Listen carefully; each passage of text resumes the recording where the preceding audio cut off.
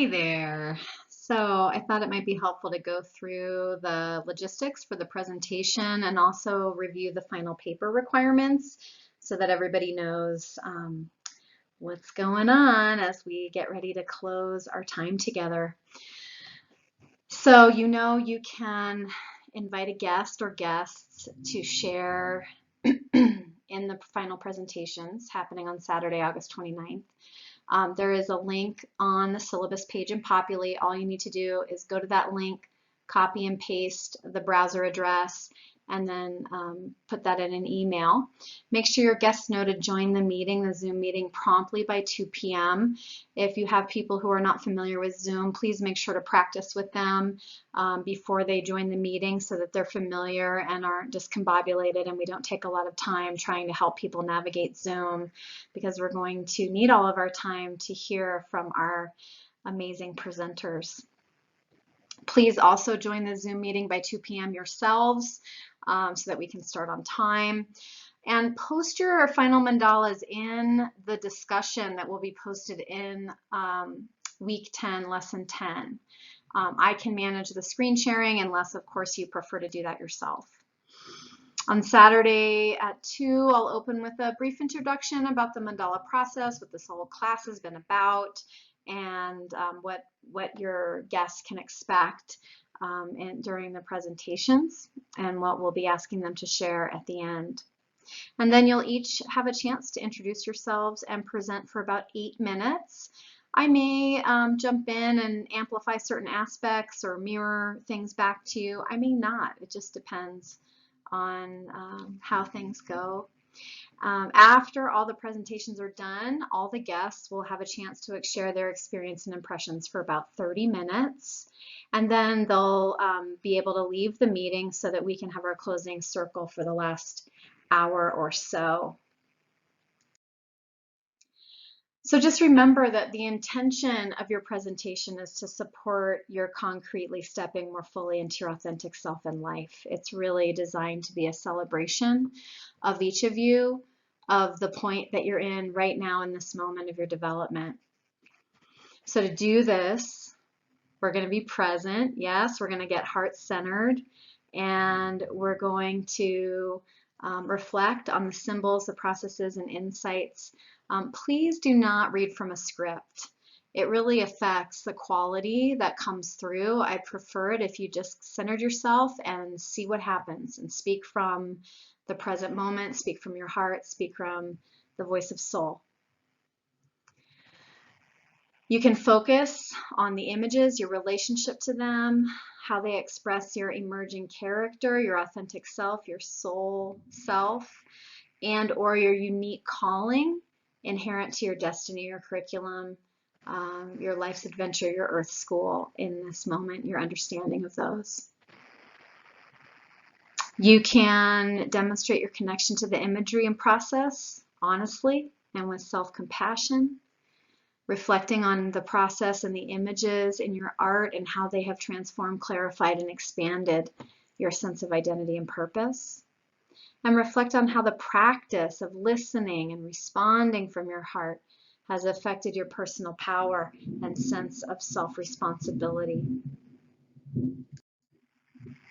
Remember that your work in this course has reminded you of the tools that you have that have supported you in discovering the qualities of your deeper self beyond our false sense of self, right? Beyond our false identities, our ego identities. We've been cultivating relationship with that deeper self and its unique mission. And you, through your reflecting and through your clinical practice work in the breakouts, have also helped others do the same.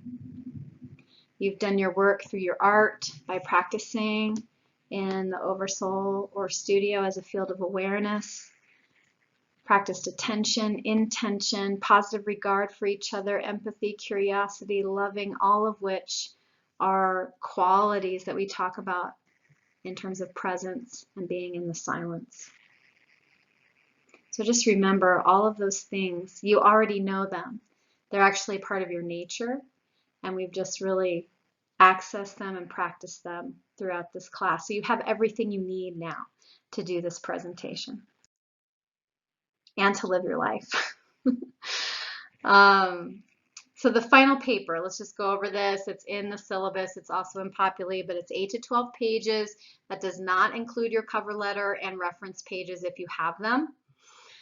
They should be typed double-spaced, 12-point font. Images can be added if you want to include some pictures. Just keep them small. Don't have them take up a whole page. Follow APA guidelines, of course.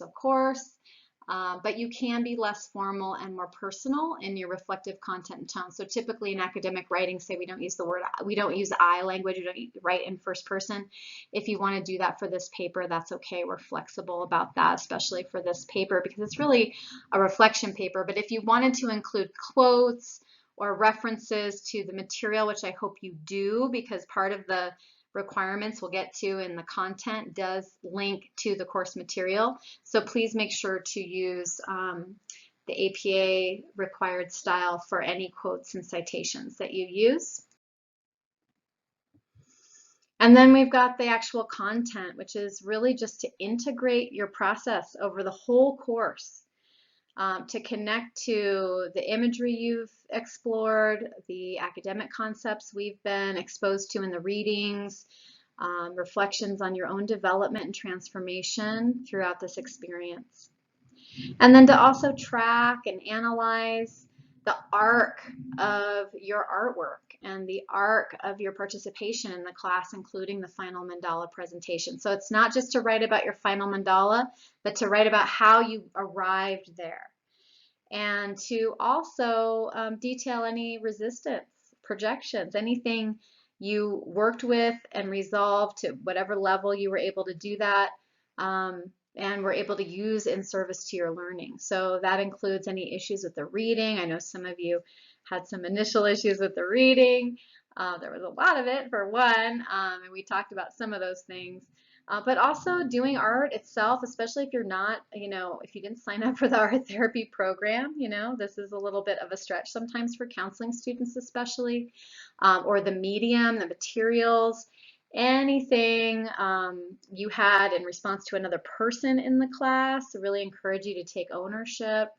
Remember that we're all mirrors for each other. That which annoys us in others is probably something that we carry in our own selves and need to reflect on and add compassion and loving for.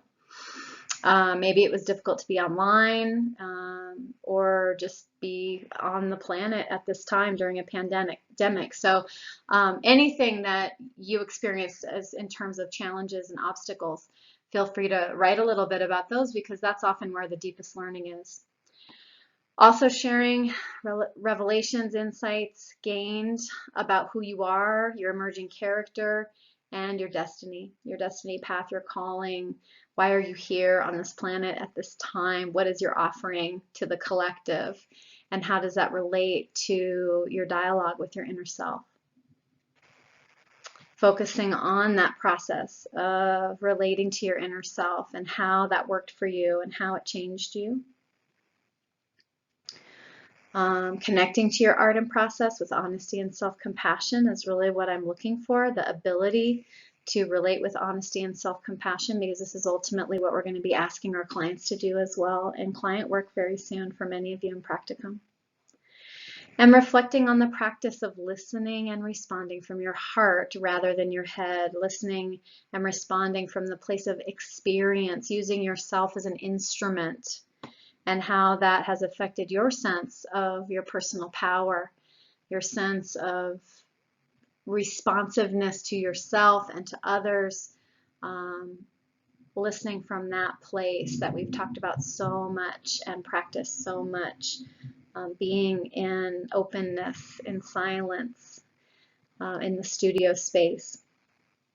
And then finally, how the experience of being present on your own and another's truth, the congruency, the themes, everything that's emerged through your sharing with each other. All of this is fair game. Do you have to talk about every single element, 1 through 8? Not necessarily, but I hope to see most of those included in your final paper process. The last bit here is an image. Hopefully I'm having some trouble getting to it. I don't know why that is. There it is.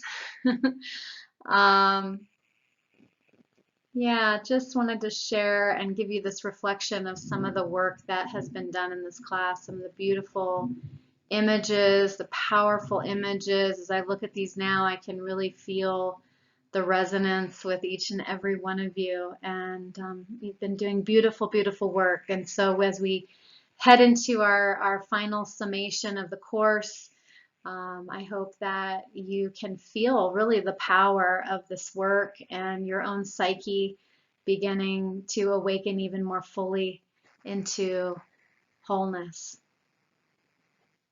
Looking forward to your final presentations. It has truly been a gift to be on this journey with you, and I'll see you soon.